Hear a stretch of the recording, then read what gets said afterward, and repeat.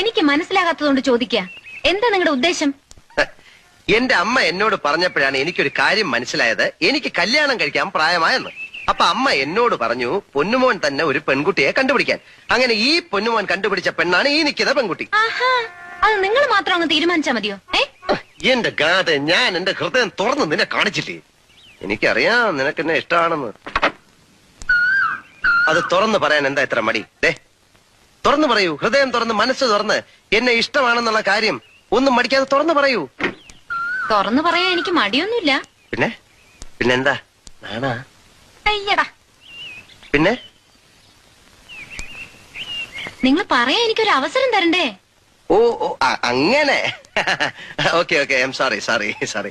ശരി, പറഞ്ഞോളൂ, ഞാൻ കേൾക്കാൻ കാതോർത്തിരിക്കാം. എനിക്ക് നിങ്ങളെ ഇഷ്ടമല്ല. I hate you. It's impossible.